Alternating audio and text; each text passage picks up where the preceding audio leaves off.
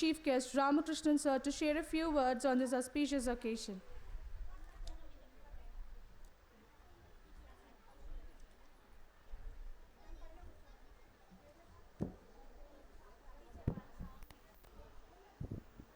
Good morning, everyone. Why? You all didn't have breakfast? Yeah? Mr. Padmanabhan, the principal of the school, the teachers and other faculty members, the parents, and my dear students. As already mentioned, it's a great day in your, can say, journey in life, put it that way. If some of you may remember, the formal education started some years back and all at the age of 5. Now it has become 2.5 or 3. And you are in a stage where you are moving from informal education to a formal education. That's grade 1. Okay. If you can use a small metaphor, from a child, you are moving into a boy or a girl. Put it that way. I think I may be right or wrong, but that's what I feel.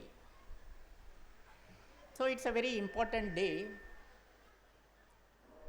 not only for the children but also for the parents. Because parents will have their own anxiety in a formal educational environment, how the child will cope up. This is the anxiety of any parent. At the same time, you want the children also to be the master of everything. Fine. So I thought my address speech will be, I'll warn you, it will go into about 15 to 20 minutes. Number 1, a part of it will be addressed to the students and a part of it will be to the parents. Right? Let me forewarn you. Now, we all talk about the world is become competitive, more competitive, cutthroat competition, dog eat dog world, like all that. Right?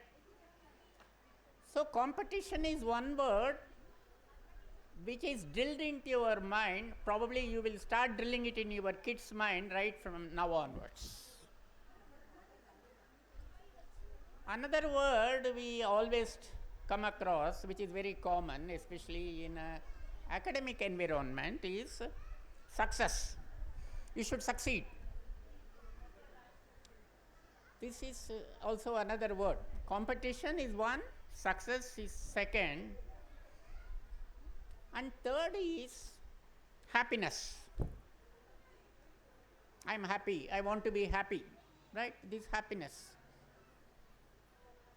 These three are both independent and interdependent. Quite a few times, as parents, we get mixed up and we don't balance these things. In the process, make ourselves and also our children uncomfortable. So I want to explain something on this so that when you go back, you can brood over, improve on it, or differ from it and then have your own ideas on this, so that it will help in bringing up your child as a good citizen of this country. Fine. What is competition? When there is a competition? When there are more than one person, right? When I am there, I am running a race with another 5 people, there is a competition, I want to be the first. Or in a classroom environment, I want to go to the first rank, I want to take maximum marks in the class compared to the others. So in a competition, always, can I use the word, the performance of others also will count? Not only my own performance, performance of others also counts, right? If there are nobody else is there, there is no competition. Now in a competition, what motivates us? Competition. Supposing I want to be the first, right? I think this light is a little bit bothering me. I think I'll use this.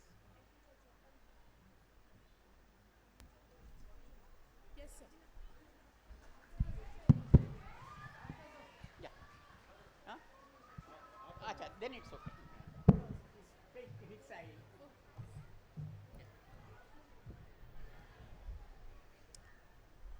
In a competition, supposing I want to score the first rank in the class, this is what each parent wants, no? That child to get the first rank.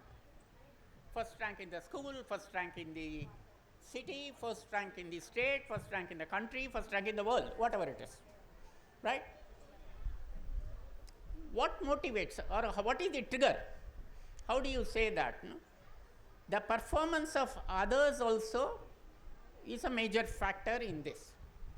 So, can we say in any competitive environment, not only one's own performance or knowledge or skill, the performance or skill of others are also relevant. Fine. Competition is healthy or not healthy? There are two views on this, right? Competition is healthy to the extent it motivates me to perform better, right? See, if that person is running or is scoring 80 marks, I am scoring 70 marks. Okay, I want to compete with him, I need to score 10 marks. How to score the additional 10 marks? I will equip myself or do hard work or learn something or take some tuitions or whatever it is, right? So, to that extent, the competition motivates me to perform or give a better output, good. But the competition, if it becomes a fixation, I always want to be the first by whatever means, or it becomes an obsession and I don't get the first rank, no, I become dejected or get into a depression. I mean, when I say I, it includes a parent also, because I have seen some parents, no, my child, he lost the first rank this time, and as if the world has come down, right? That's what the reaction is. So, if it is going to lead to that kind of an action, then the competition is not healthy, right? So, competition is always on, depends on external factors. If it is balanced, it motivates you to some extent. Third is, what is the focus in a competition is always on winning. You have to win, that's all, that's the focus. And can I add one more quality of that is, it is temporary. Can we say competition is temporary? Because this exam I got the first rank, right? That doesn't mean next exam I'll get the first rank. So, the achievement or whatever I experience is only temporary. These are the characteristics of competition. See, when you use the word to your children, be competitive, the world is very competitive and all, keep these characteristics in mind. This is what competition is all about, right? Next we go into success. What is success? Yes, success is you have a goal and you achieve that goal. To use in a school example, let's say in this exam I want to get, let's say 80%. That's the goal I have set for myself, and I reach that 80%. That is success. Here, does it depend on the performance of others? No, right? So, success is individual, it is internal. You lay a goal for yourself and then try to reach that goal. Agreed? This is success. Or last exam or last test I have secured 70%, this exam I want to get 80%. I set myself that goal, that means improvement. Okay, so I reach that, or I equip myself to reach that goal, I put the necessary efforts and reach that, then I can say I have succeeded.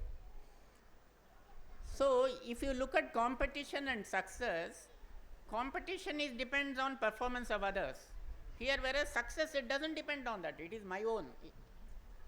I myself set the goal. It doesn't depend on the performance of others. Here, what should be the motivation? Motivation should come from within. Your own desire to improve yourself. Right? Third, then we go into happiness. What's happiness? And how it is related to this competition and success. Happiness is purely an internal state of your mind. See, there may be a student who says if he gets 60% in English, or I would say difficult subject like mathematics, put it that way, right? He is happy, right? Whereas outsiders, they may not think it is as a success, right? Competition, the first marks will be somewhere in the 80s, could be, or even 100, center, mathematics 100 also people get, right? But here the person who has got 60%, he is happy. Why he is happy? Because till earlier, previous time, he didn't know. Mathematics is something he was allergic to. Some of us still are, I think. I don't know, some of you maybe still, right? So now, the happiness comes from purely internal, number one. Second, if you really look at it, success and competition, they have some goals. Competition, you have to reach first rank, or you have to take the first prize. That's the competition. Success, you have yourself set a goal. Whereas for happiness, there is no goal is required. The whole journey, gives you the necessary happiness. The joy of learning itself gives you the necessary happiness. Right? So, what should be how to balance these three things in our child's journey or in our own journey, put it that way. That's what is the real, how to balance it. Can we have some thoughts on that? I think I'll refer some small notes, pardon me, I don't want to miss any point.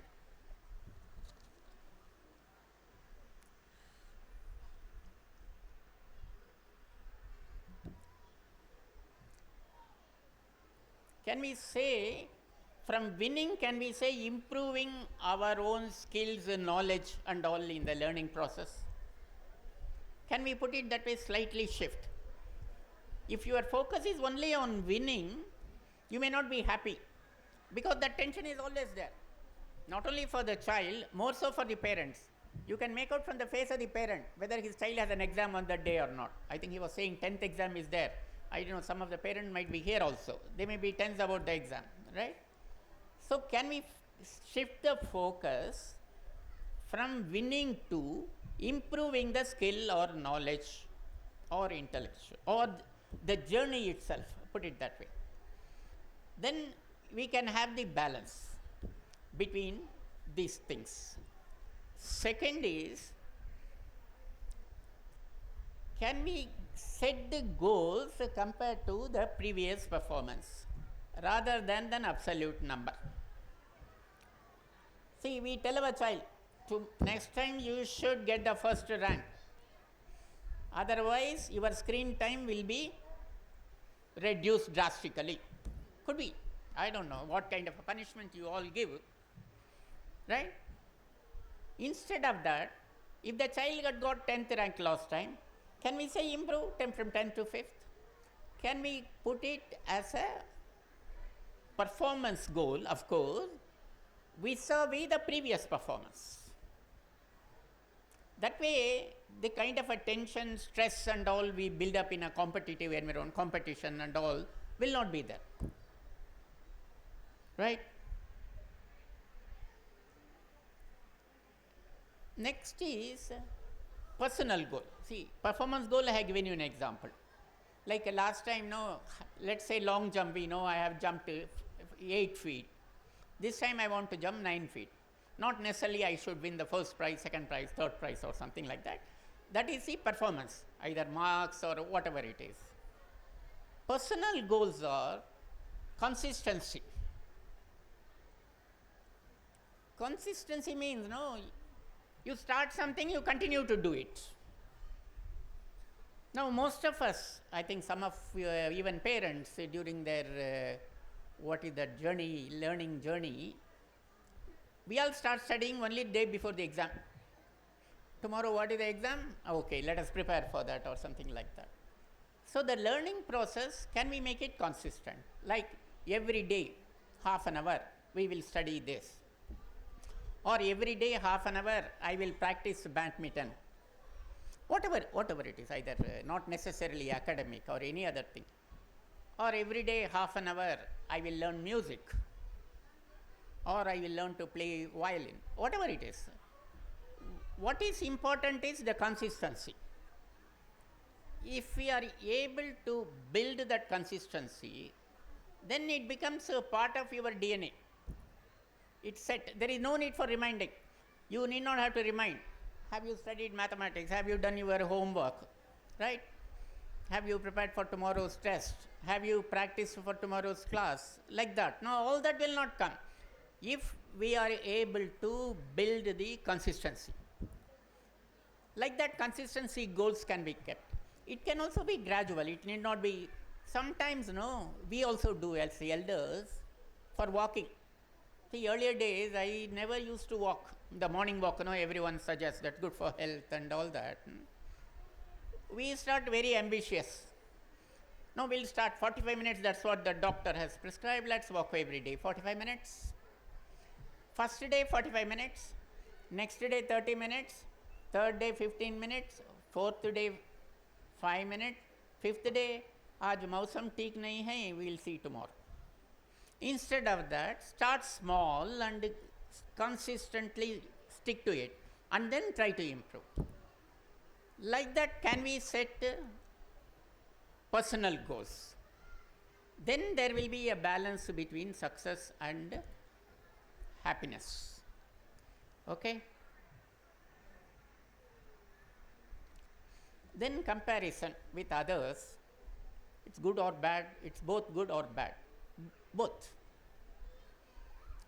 It's bad when we say, see that boy, he has done so well and you are useless, you don't do, you always play, you watch TV, you see, you are stuck with your games in a mobile and all that.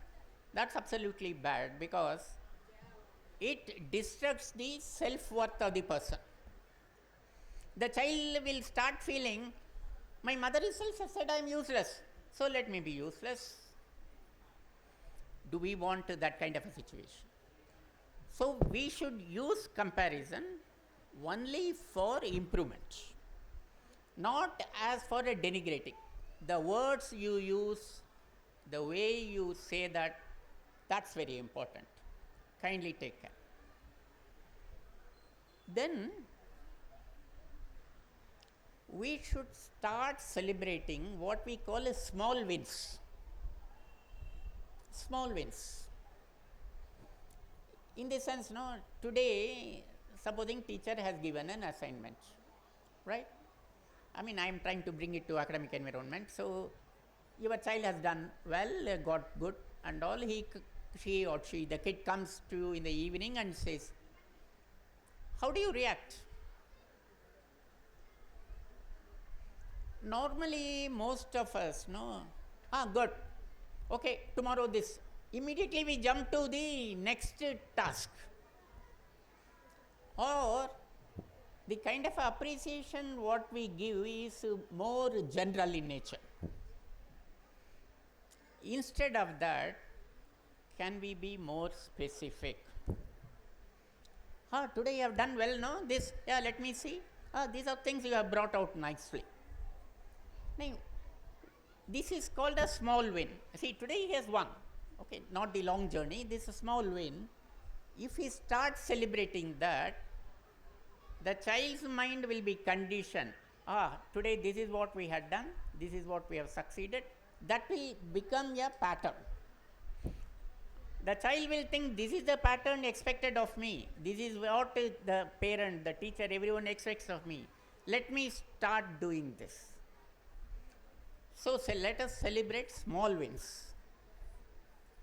Any small thing that, supposing today, even in the house, right? You ask a child to do a small help, domestic help, some small chore you give, you bring that to me, give it. You celebrate it. Okay. What will happen is the child will get into that habit. They will think this is what is the behavior expected of me, and that it will get into the DNA of the child. Otherwise, now some of us have a grudge against our own children that they don't help in household chores, they don't listen to us, they are not bothered, like that. All this will vanish once you start celebrating these small wins. Okay.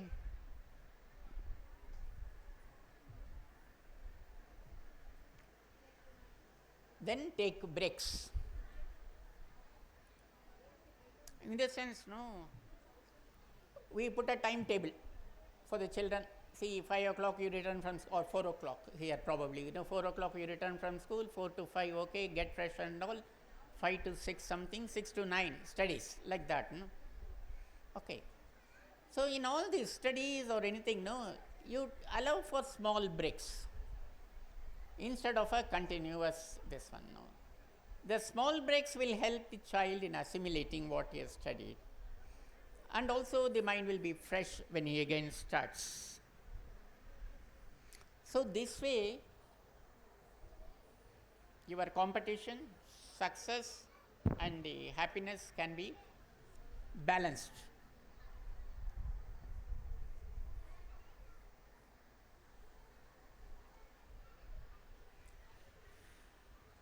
One more aspect is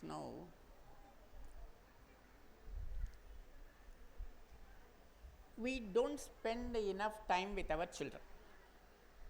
I mean, let's say, I don't know, especially for both the spouses working, it may be difficult. I do understand, or something like that. Can we have at least 5 minutes every day to sit with your child, find out? See, normally, if you remember, earlier days, when the husband or the wife goes to the office and comes back, first 10 minutes they will narrate what all happened in their office. So the other spouse will know more about their office than they themselves, right?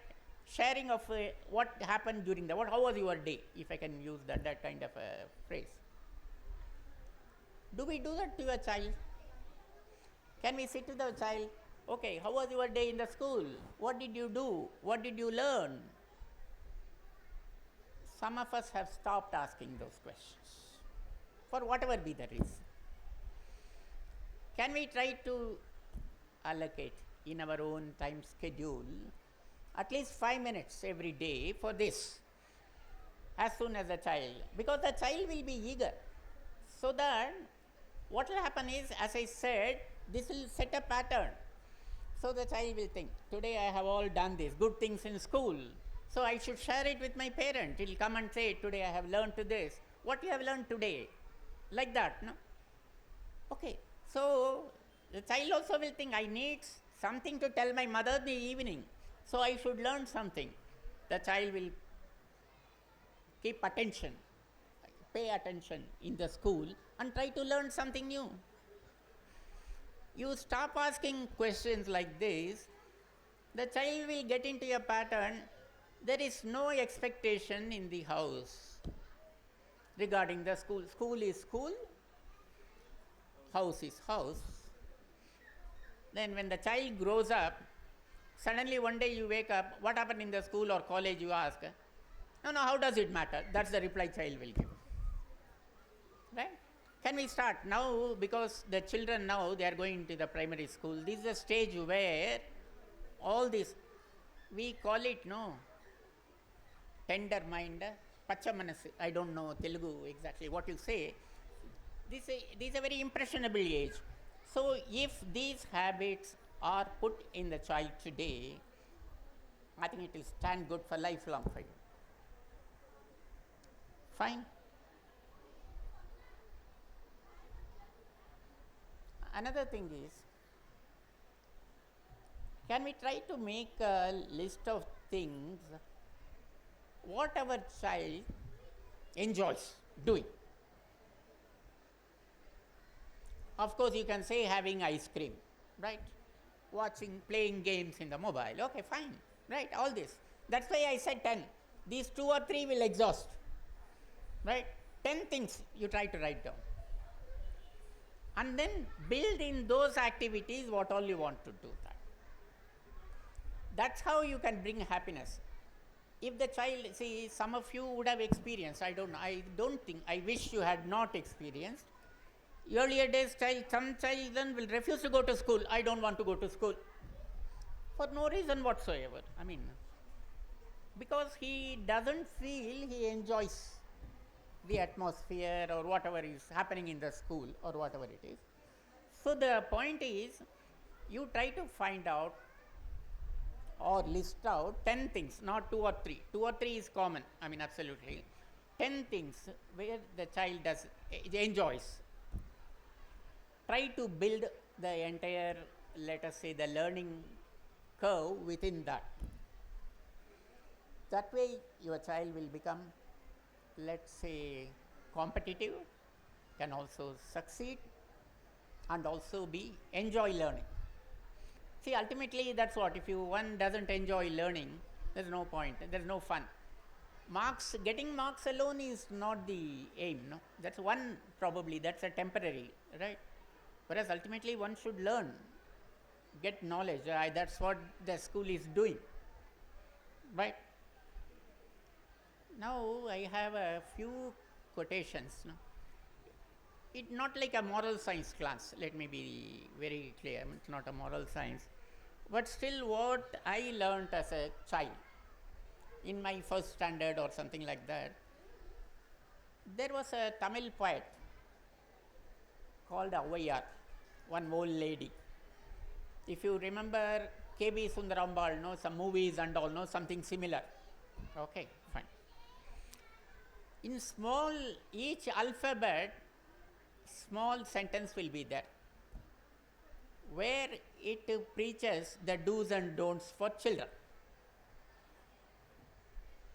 In our house or in most of the houses, those things will be written with chalk along the walls. I wanted to quote a few things for you so that it's very easy to communicate to the child. No? One particular thing is Aram Seiya Virumbu. This is what in Tamil, a rough English translation will be, have a desire to do good things. Can we tell that to your child easily? Yeah? You should have a desire to do good things. So how the child will have the desire? You yourself need to do that.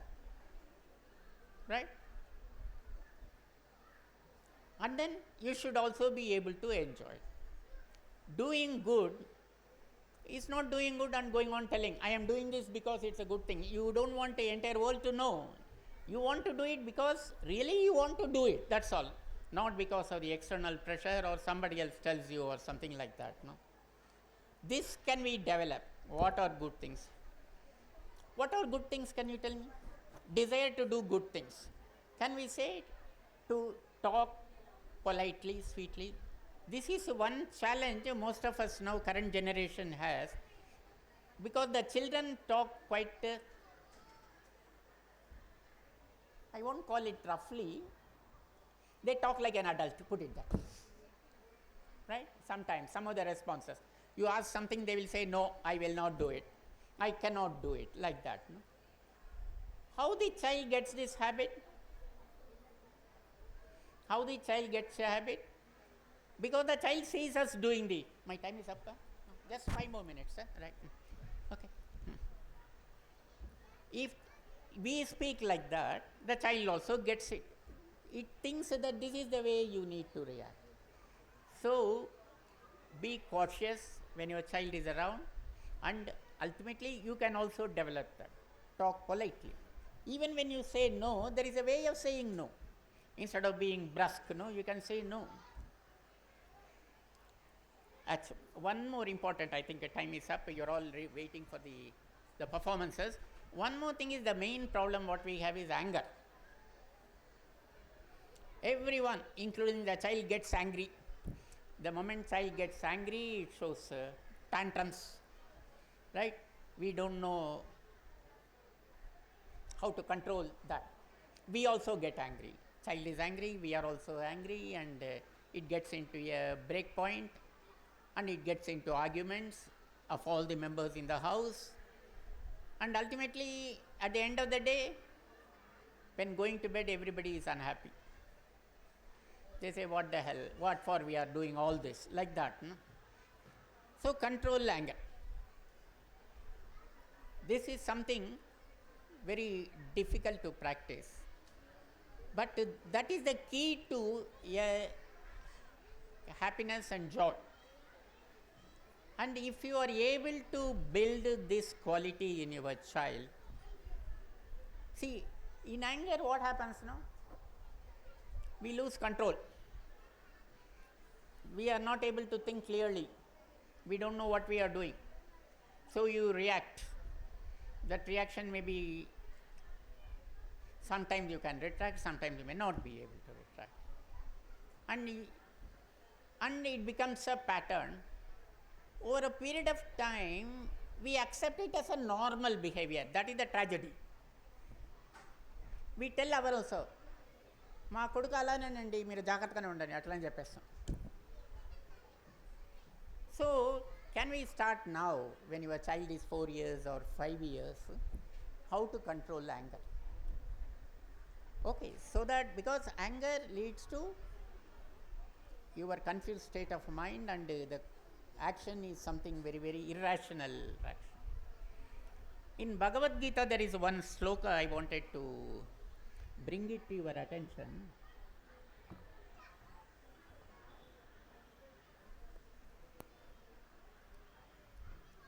With this I will conclude, just one more minute. Krodhat bhavati sammoha, sammohat smriti vibhramaha, smriti bhramshat buddhinasho, buddhinashat pranashat. The moment you get angry, what happens is, anger leads to delusion or confusion, forgetting what is right or wrong. This is what at that time, when we are angry, we don't know what is right or wrong. From that destruction of our intellect, our brain gets dim, then ultimately we walk towards the ruin. So finally, this is what I wanted to talk to you about. Whatever habits, whatever goals, whatever way or qualities you want your child to imbibe, you should be conscious. It's not that, okay, if we feed him 2-3 times, whatever 3 times a day, or we send him to school, our responsibility is over. No, it's not like that. These are the very impressionable age. Finally, one more aspect is, see what we always say, tell me your friend and I'll tell you who you are. You must have all heard that, right? You also keep a watch on with whom your child is moving. Because sometimes, there is what is called, we are all under great peer level pressure. If somebody else does it, we also want to do it. Kindly keep a track of your child's friends. What they are doing, how they are, whether they have the good qualities, like that. Because by chance, I wish it doesn't happen, if it gets into a bad circle of friends, that may spoil the future of the child also. Kindly take care of that. This is what I wanted to share with you on this occasion. Sorry if it's been a little bit like a sermon. I'm sorry, I couldn't avoid it. Now coming to the school part of it, I heard Mrs. Mary talking about the annual report and the achievements of the school. I know Mr. Padmanabhan for the last 40 years or so, and he is completely committed to this school, and he is doing his, both the husband and wife, they have devoted their life to this school, if I can say, and then brought it up to this level.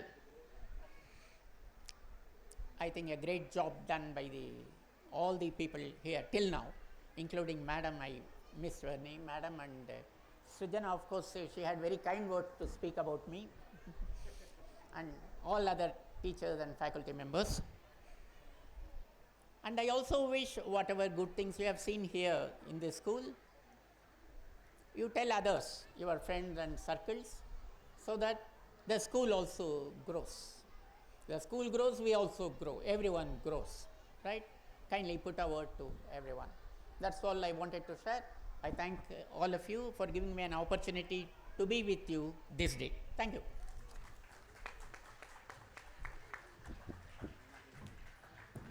Thank you, sir. Thank you, sir, for that truly energetic and enlightening speech. Your words were not only inspiring, but also filled with valuable insights that contributes to the growth and development of the present generation. Dear students, I urge you all to apply these valuable insights in your journey towards a brighter future. Ladies and gentlemen, now the time